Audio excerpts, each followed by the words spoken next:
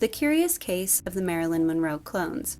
One of the most recognizable celebrities of all time is without a doubt Marilyn Monroe, with everything from her physical appearance to her public persona to her untimely death capturing the public's attention for the better part of a century. And to this day, we continue to see her referenced in film, music, art, and culture. As one of the biggest stars of the 1950s, all of Hollywood tried and failed to recreate Marilyn Monroe's success, leading to a wave of blonde bombshells on screen that weren't very subtle with their inspirations. Today we're going to be taking a look at 12 of the most notable actresses that Hollywood attempted to replace Marilyn Monroe with. We'll be discussing the careers of these so-called successors, the marketing strategies employed to help them succeed, what they had in common with the person they were imitating, and why none of them were able to achieve Marilyn Monroe's level of fame. Let's get into it. From an early age, Vera Jane Palmer expressed an interest in the arts, taking ballroom, violin, and piano lessons. When she was 17, she married her first husband, Paul Mansfield, and their first child was born shortly after. The two moved around for a bit, and after dropping her first name and taking her husband's last, Jayne Mansfield began attending acting classes and participating in beauty pageants, which eventually led to her screen testing for both Paramount and Warner Brothers in 1954. Although she initially attempted to go the more dramatic route, casting directors told her she was wasting her natural talents, aka her figure, and recommended she dye her hair to cash in on the blonde bombshell craze popularized by Marilyn Monroe. Although funnily enough, I actually think Mansfield more closely resembles Monroe as a brunette. Hollywood didn't show much interest in her initially, but Mansfield wasn't going down without a fight, and on Christmas Eve 1954, she stormed into the office of publicist Jim Byron, who was so impressed with her confidence and look that he agreed to work with her even though she was a complete unknown. Byron came up with an elaborate promotional campaign to help her get noticed, which involved an assortment of publicity stunts. While Marilyn Monroe was notoriously uncomfortable around members of the press, understandably so considering their treatment of her, Jayne Mansfield made a point of befriending photographers and welcomed both good and bad coverage, and as a result, she was already making headlines long before she had any notable credits to her name. One of her most notorious publicity stunts occurred in 1955 at a press event for the film Underwater, with Mansfield purposely wearing a too small bikini, which promptly fell off after she dove into the pool, causing a sensation amongst the event's photographers. This brought Mansfield to the attention of Hugh Hefner, who offered her a spread in the February issue of Playboy. For the magazine's inaugural issue a few years earlier, Hefner had included unauthorized photos of Marilyn Monroe, an invasion of privacy that solidified her sex symbol status, and in a clear attempt to follow in Monroe's footsteps, Mansfield agreed to the pictorial. This successfully boosted her career, at least amongst a certain demographic, and intrigued by these hypersexual stunts, Warner Brothers decided to sign Mansfield to a 7-year contract. However, they seemed unsure what to do with her, giving her a few bit parts in a handful of films, but Mansfield seemed dissatisfied with this direction, and once again, she decided to take her career into her own hands. In July 1955, she left Los Angeles for New York to star in the Broadway play Will Success Spoil Rock Hunter, after which she was promptly dropped by Warner Brothers. The show debuted that fall, and Mansfield was praised for her turn as Rita Marlowe, a vapid blonde who was an obvious pastiche of Marilyn Monroe's public persona. The play was written by George Axelrod, whose previous work, The 7-Year Itch, was adapted into a wildly successful film starring Marilyn Monroe, and it wasn't difficult to see where he gotten the inspiration for Mansfield's character. In response to the play's positive reception, 20th Century Fox signed Mansfield under a 6-year contract, something that was interpreted as a not-so-subtle dig at Marilyn Monroe. By the way, Jayne, what do you think of Marilyn Monroe? Who's he? Monroe had been under contract with Fox since the start of her career, but had grown frustrated with the studio's refusal to cast her in serious roles and their failure to pay her an amount representative of her value. This had led to her briefly leaving the studio to start her own in 1954, and although she eventually returned to Fox in 1956 after a significant pay increase, hiccups arose during the filming of The Prince and the Showgirl that year, which saw Monroe butt heads with director and co-star Laurence Olivier. The film received mixed reviews, and Monroe decided to take a hiatus, fleeing to the East Coast with new husband Arthur Miller. With Monroe being branded as difficult by the studio and unwilling to return to Hollywood, Fox decided to promote her replacement instead. Mansfield's time at Fox started off strong with The Girl Can't Help It, a musical comedy where she played yet another beautiful, if slightly brainless blonde. This performance obviously drew comparisons to Marilyn Monroe, with some critics calling her a legitimate successor, while others called her a pale imitation. I also can't help but point out how the film paired her up with Tom Ewell, who had also starred alongside Monroe in The 7-Year Itch. Fox wasn't being subtle. While Monroe continued her sabbatical, Mansfield was running Hollywood, and she released 4 films in 1957 alone. Unlike Monroe, who had been relegated to sexy, dumb blonde roles for the vast majority of her career, Jayne Mansfield was given the opportunity to show off her acting chops, starring in comedies, dramas, and thrillers, which eventually culminated in a Golden Globe. Mansfield was a creature of habit, however, and continued to participate in various publicity stunts to keep her name in the headlines. This included purchasing a mansion she called the Pink Palace, so named because of its color scheme, which had become her signature color. A fun fact about the house, apart from her then-husband Mickey Hargitay constructing its heart-shaped pool, is that Mansfield wrote to hundreds of different furniture stores asking for free samples to decorate it with. Talk about influencer PR. Another notable stunt was at a private dinner party welcoming Sophia Loren to Hollywood in 1957, where Mansfield wore an especially revealing dress that Loren seemed concerned about. The moment was captured by photographers and became one of the most iconic images of the era, and in the decades since, it's been recreated by dozens of different celebrities, with Anna Nicole Smith, Heidi Klum, Sofia Vergara, and Sydney Sweeney taking Mansfield's place in the shot. While filming The Sheriff of Fractured Jaw in 1958, Mansfield became pregnant with her second child, inadvertently delaying production, something Fox wasn't too happy about. Because of this pregnancy, Mansfield had to turn down several roles, and since Hollywood is a fickle thing, by 1959 she was old news. Instead of continuing to promote Mansfield as a major star, Fox decided to keep her occupied by loaning her out to foreign productions in England and Italy until her contract expired, but her celebrity status didn't fully wane, likely because of her existing relationship with the press. In 1963, she became the first mainstream actress to appear nude in a film, and although Promises, Promises was banned in several US cities upon its release, it was a massive hit and got people talking about her again. Because of this publicity, she was offered a role in the film Kiss Me Stupid as a replacement for the recently deceased Marilyn Monroe, but back-to-back pregnancies prevented her from accepting.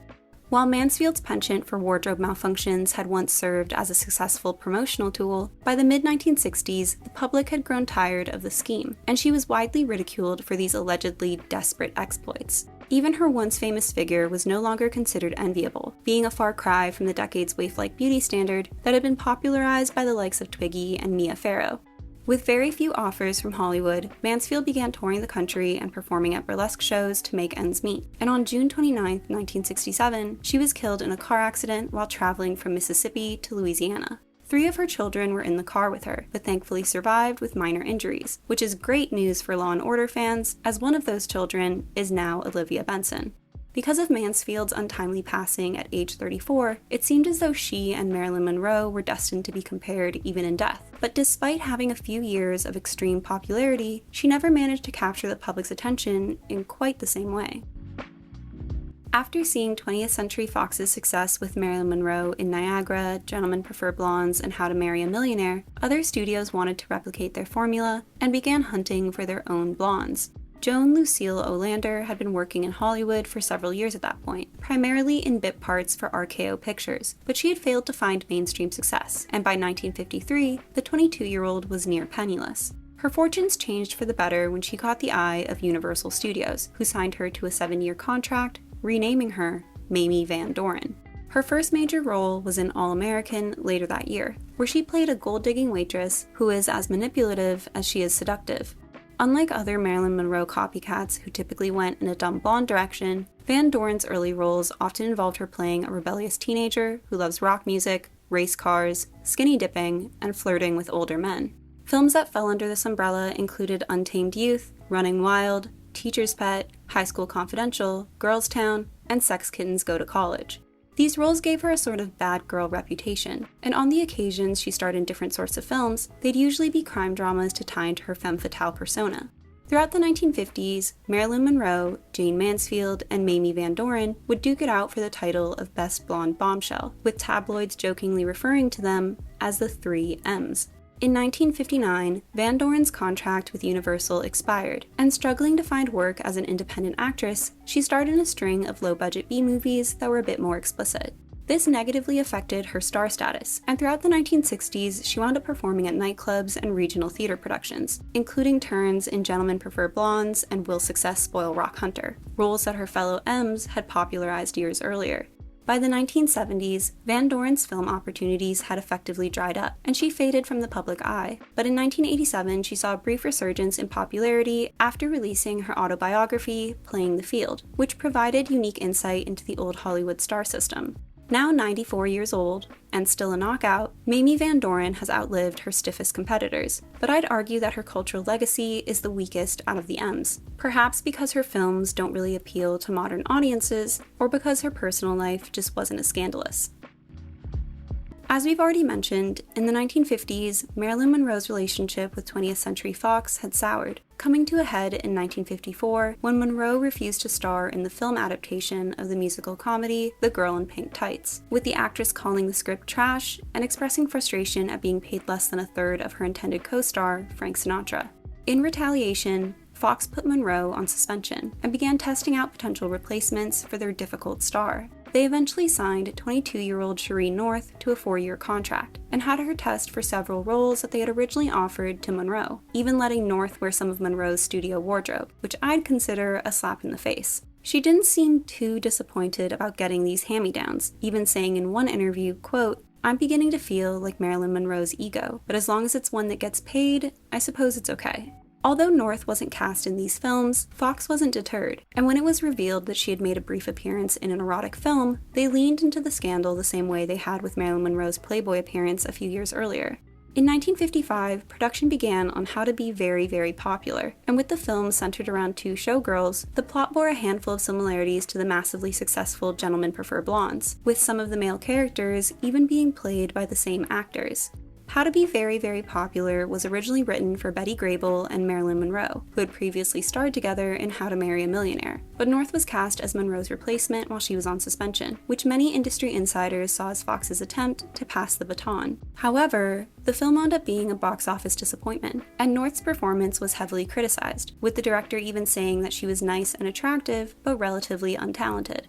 She would later star in The Best Things in Life Are Free and The Lieutenant Wore Skirts, which, while moderately successful, failed to make her as big of a star as Fox had been hoping for, and they soon lost interest in her, turning their attention to Jayne Mansfield instead. In 1956, North began to publicly express her disappointment with the studio, saying, quote, "I thought at first to get that check every week would be great, but really, it's not great. I usually get put in a picture when somebody else doesn't want to do it. I'd like to work more." Notably, in that same interview, she also commented on both Mansfield and Monroe, implying that unlike herself, who was naturally voluptuous, they were just fat. That year, she was offered the lead role in The Girl Upstairs, which was intended to parody Monroe's character in The 7-Year Itch, but she declined, resulting in a brief suspension as punishment. When she returned, she was cast in The Way to the Gold opposite Elvis Presley, but the rock star eventually dropped out because of pay disputes, and he was replaced by Jeffrey Hunter, who North frequently clashed with, causing her to develop a difficult reputation. Are we seeing a pattern? She starred in 3 more films while under contract with Fox, but they failed to make her a bona fide star, and in 1958, the studio opted not to renew her contract. While it initially looked like her career as an actress might be over, in the 1960s, North pivoted to television, having bit parts in dozens of westerns and crime dramas, and in the 1970s, she returned to the film industry in similar action-driven roles. Although she didn't seem to have the best opinion of Marilyn Monroe when she was alive, North would later portray a dramatized version of Monroe's mother in the 1980 film Marilyn: The Untold Story, and as one of the few people on the production who actually knew her, she even provided advice for the lead actress's performance. Susan Weld was pushed into the modeling industry at an early age by her mother in order to support the family, and she eventually made her acting debut at age 12. As a teenager, she starred in films like Rock, Rock, Rock and Rally Round the Flag Boys, and of her own volition, she changed her name to Tuesday, which was inspired by her childhood nickname. In 1959, she was signed to 20th Century Fox, who promptly cast her in the TV series The Many Loves of Dobie Gillis, where she played a beautiful blonde that Dobie pines after. Only 16 years old at the time, this cold but comedic role brought her mainstream attention, and she soon left the show for bigger and better things. In 1960, she filmed 3 movies, Because They're Young, Sex Kittens Go to College, and High Time, and her age was a crucial part of her storyline, often playing a bad girl who tempted older men with her good looks. Unfortunately, this narrative seemed to carry over into the real world, with Weld being criticized for her romantic relationship with 44-year-old John Ireland. Why he wasn't the one being tarred and feathered for dating a child is beyond me. At age 19, Weld was offered the title role of Lolita in Stanley Kubrick's film adaptation, but she declined, stating, quote, "I didn't have to play it. I was Lolita." And considering that was the same year a 27-year-old Elvis Presley began pursuing her, she wasn't too far off. With Weld transitioning out of child roles early on, the Marilyn Monroe comparisons started rolling in, something her management leaned into. In 1961, she made an appearance on the TV show Bus Stop, playing the same character that Monroe had originated on film in 1956. In 1963, Weld would star in an episode of the DuPont Show of the Week, where she played a young woman who resembles a dead movie star, Lila Claire. With her breathy voice, blonde hair, tight dresses, and incessant giggling, the character was clearly inspired by Marilyn Monroe, which does feel slightly in poor taste considering she had passed only a few months earlier, although I will say that Weld's performance is fantastic. For the next few years, she mainly took on television roles, and she developed a reputation for turning down films that would have seriously upped her star power, like Bonnie and Clyde, Rosemary's Baby, and True Grit. As you can probably tell from these job offers, Weld was widely acknowledged as an accomplished actress, but she didn't seem very interested in stardom, usually signing on for low-budget drama films instead of blockbusters. Not that that was a bad strategy, as she would get a Golden Globe nomination in 1972 for Play It As It Lays, and an Oscar nomination in 1977 for Looking for Mr. Goodbar. She continued acting sporadically throughout the 1980s before slowing down in the 90s, and her last film role was in 2001. Weld's romantic relationships were as much of a talking point in her 40s and 50s as they were when she was a teenager, and she dated several notable celebrities including Al Pacino, Richard Gere, and Mikhail Baryshnikov. Good for her! In 1952, Cleo Moore switched over from RKO Pictures to Columbia, who requested that she bleach her hair platinum blonde. Although clearly intended to compete with Marilyn Monroe, they instead marketed her as the blonde Rita Hayworth, who was also signed with the studio. With her strong features and subdued acting style, she wasn't a great fit for dumb blonde roles, so instead of going the comedy route, she became a regular fixture in film noir. By that point, the genre was starting to decline in popularity, so studios were funneling less money into those sorts of projects, which was bad luck for Moore, as she wound up being relegated to B-movie status. Although she was praised for these performances, she was unable to break into the mainstream, and after starring in nearly a dozen films with Columbia, she made the decision to retire from acting in 1957 following the release of her final movie, Hit and Run. After leaving Hollywood, Moore led a totally normal life, to the extent that I have absolutely no idea what she was getting up to. But like a lot of women on this list, she passed at a surprisingly early age, dying of a heart attack in 1973 at the age of 49. While I don't think she actually resembled Marilyn Monroe very much in regard to her looks or mannerisms, I do think she shares a surprising resemblance to Megan Hilty, who famously emulated Monroe in the TV series Smash. While visiting Los Angeles while working as a promotional model, 21-year-old Marilyn Pauline Novak was signed to Columbia Pictures, who changed her name to Kim. In 1954, she was cast in 3 films, receiving high billing for each, a sign that the studio was already dedicated to making her a star. While these were moderate critical and commercial successes, Novak's breakthrough moment came the following year in Picnic, a rom-com that went on to receive 6 Academy Award nominations. For the role, Novak deviated from the blonde bombshell look that Columbia had initially marketed her as, becoming a sultry yet approachable redhead instead. Well, this worked, that worked, let's put it together. In fact, when they sent me to the makeup room at the studio the first time, and I sat in the makeup chair and he looked at me, let's try a Joan Crawford mouth and this one's Marilyn Monroe hair, and she had a string of successful movie roles, and she was eventually cast in Alfred Hitchcock's Vertigo after his original lead had to drop out. At that point, Novak had become one of the biggest box office draws, but she felt as though her salary wasn't indicative of her worth, and in protest, she refused to show up to the Vertigo set. She was briefly suspended from Columbia as punishment for this insubordination, but they eventually relented, giving her a new contract and salary. Although Vertigo received mixed reviews upon its release in 1958, it's probably Novak's best remembered role today, and is one of my favorite Hitchcock films visually. She continued acting throughout the 1960s, but reception wasn't as positive as it had been when she first got started, with several of her films being outright flops, bringing into question her bankability as an actress. That decade, she also experienced a series of mishaps in her personal life. While filming Eye of the Devil in 1966, she was thrown from a horse, and she wound up being replaced because the studio couldn't afford to wait for her to recover. That same year, she lost her home and all of her belongings in a mudslide, putting serious stress on her finances. And as if that wasn't enough, she was also in 2 serious car accidents and went through a divorce.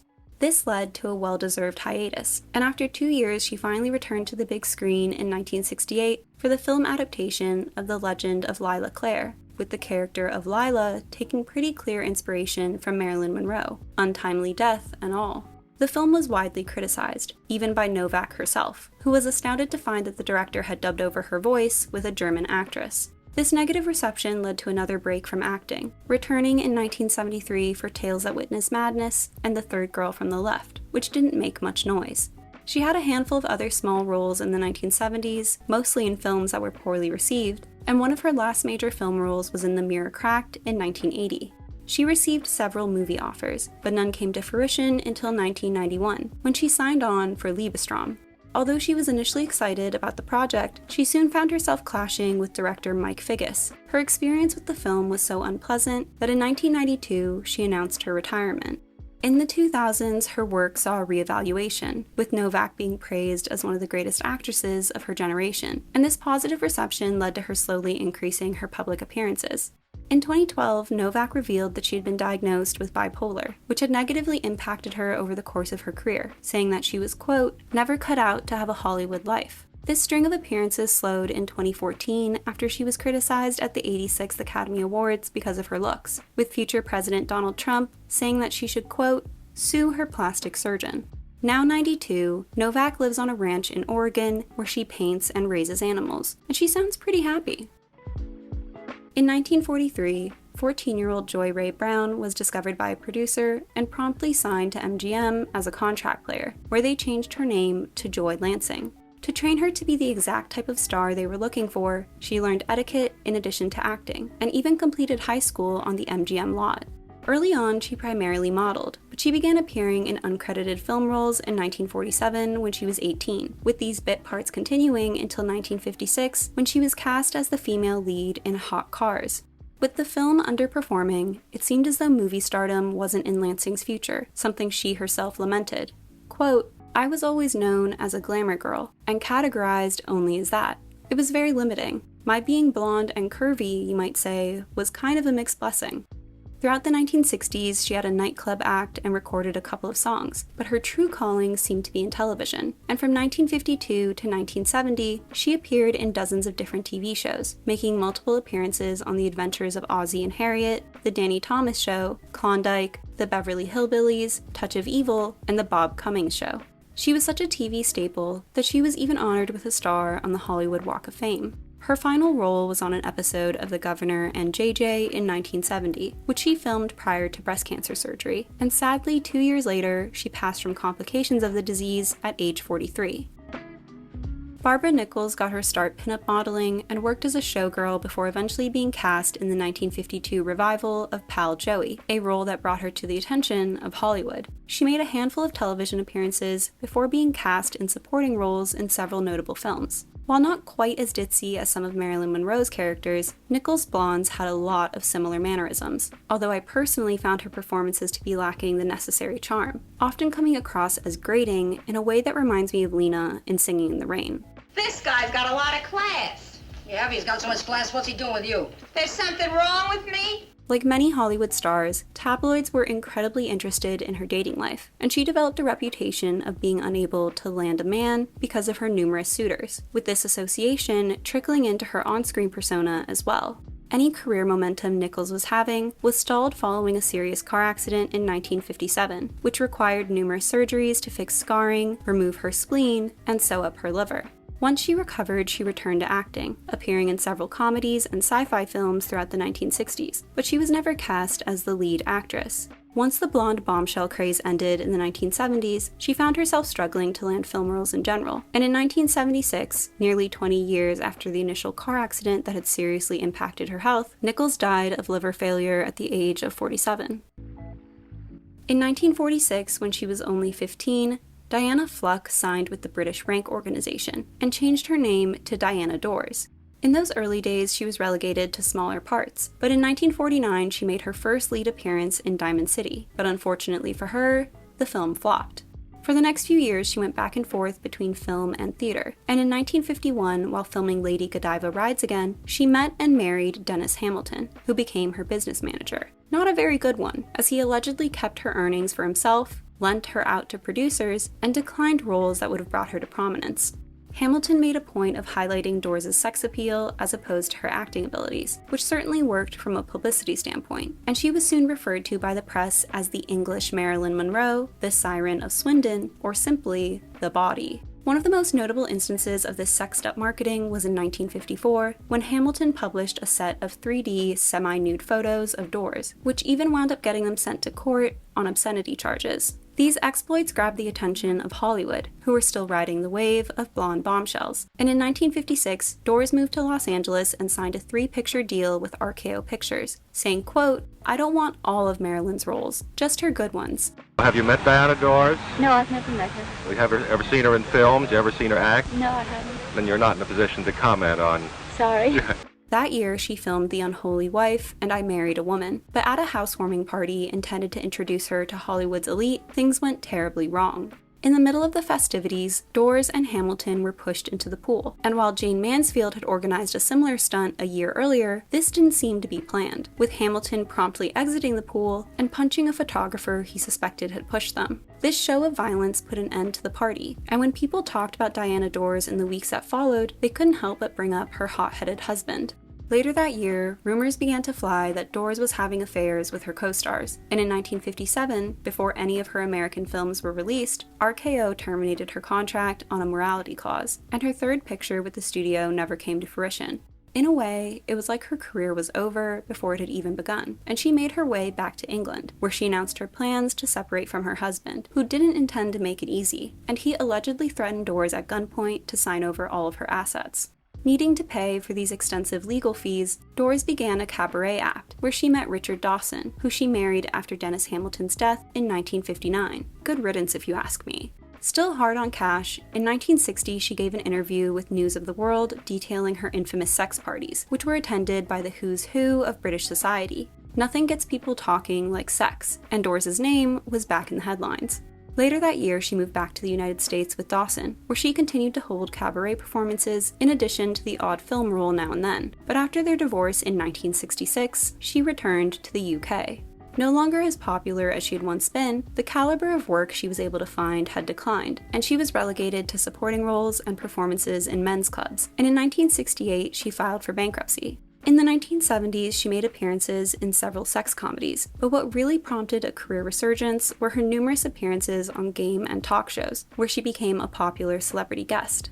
Realizing people seemed to be more interested in her public persona than her acting, she turned out several autobiographies over the course of the decade, many of which leaned into her provocative image and colorful experiences.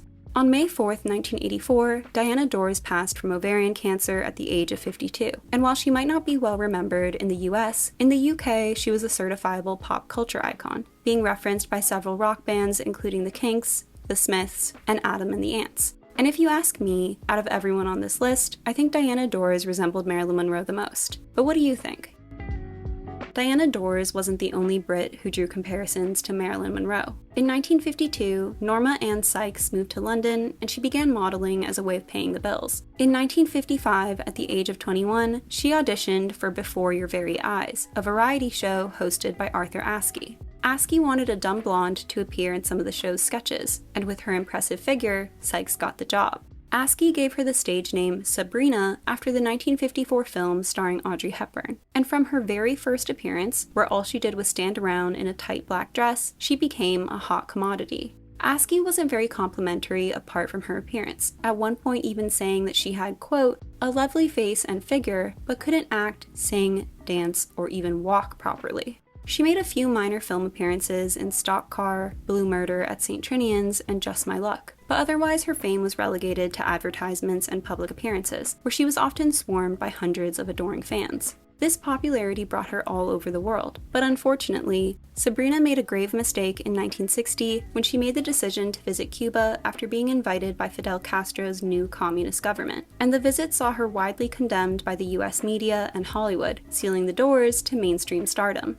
She returned to London where she insured her breasts for a whopping £300,000, a publicity stunt that had been popularized by Betty Grable years earlier. She continued making public appearances in the UK throughout the 1960s, but in 1967 she moved back to the States after marrying a Hollywood doctor. In 1969, Sabrina made an appearance in the horror film The Ice House, a role that was originally intended for Jayne Mansfield but had to be recast following her death. Several other blonde bombshells, including Mamie Van Doren, Diana Dors, and Joy Lansing, were offered the part, but declined, making Sabrina the production's last resort, and the role was pretty lackluster. She stayed out of the public eye from that point onward, and only made a rare appearance on This Is Your Life in 1974 as thanks to Arthur Askey. And can we just talk about how amazing she looks? Like a British Goldie Hawn. And if I'd been a casting director, I would have found something for her to do. The large bust that had been her claim to fame had resulted in chronic back problems over the years, and she had several unsuccessful operations to try and correct the issue, with one botched procedure limiting her movement and causing lifelong health issues. She became a recluse, and in 2016 it was reported that Sabrina had passed away at the age of 80. If a British version of Marilyn Monroe was surprising, then you'll probably be even more shocked to hear that an Italian was once in the running. Virna Lisi began her career in 1953 when she was only 17, and for the next few years her film roles revolved around her sex appeal and mature appearance.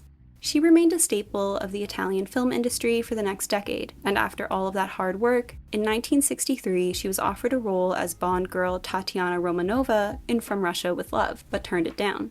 However, she did seem open to the idea of working with Hollywood, and in 1965 she made her way to the States. Unable to mask her accent, she usually played Italian characters who were hypersexual seductresses with fiery tempers. While there was some overlap between these roles and the ones Marilyn Monroe had played before her passing, for the most part, Lisi was considered too foreign to truly replace the very American Monroe, and the comparisons effectively started and ended with their hair color. Just as she had in Italy, Lisi switched between comedic and serious roles, and there definitely weren't any questions about her acting abilities. Because of her bombshell look, Lisi was offered the titular role of Barbarella, but declined to prevent herself from being typecast as a sex kitten, and Jane Fonda was cast instead. Although Lisi made several films in America, she always made her way back to Italy, and by the 1970s she had returned to the country permanently. She continued acting for the rest of her life, including an incredible performance in the 1994 film Lorraine Margot, and she passed at the age of 78 from lung cancer.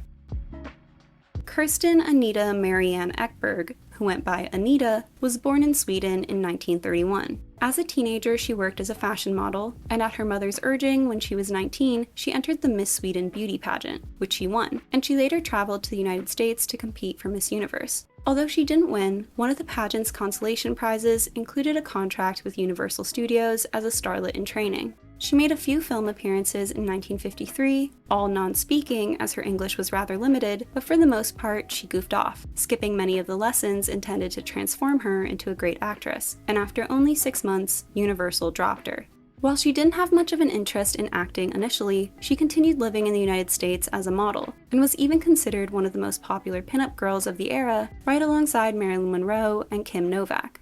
Ekberg also captured the attention of gossip magazines, who were fascinated by her flings with Hollywood's leading men, some who were single, and some who weren't.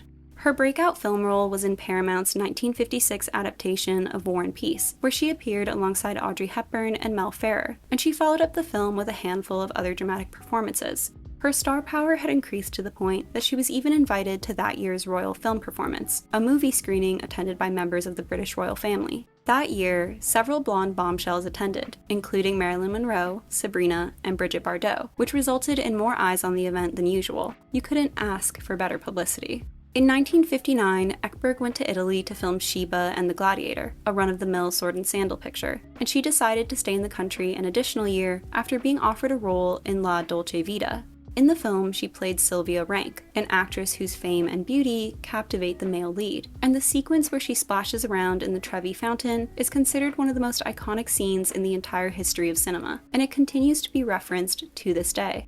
The success of the film made Ekberg a superstar, and as if feeling more kinship with Italians than Americans, she relocated to Rome shortly after. And throughout the 1960s, the vast majority of her work was filmed in Europe. Although she was Swedish, after years living in Italy and starring in some of their most seminal films, she became one of the country's most beloved cultural figures. In the 1990s, she retired from acting and lived a quiet life away from the cameras, but in the 2010s, she had a string of bad luck. In 2011, she broke her hip, resulting in her being wheelchair-bound, and while recovering in the hospital, her home was broken into and burgled, with many of her valuables never being recovered. To top it all off, her home was also damaged in a fire, making her unable to continue living in it. Destitute and disabled, she asked for assistance from fans. She was eventually moved to a care facility where she remained until January 11, 2015, where she passed at the age of 83.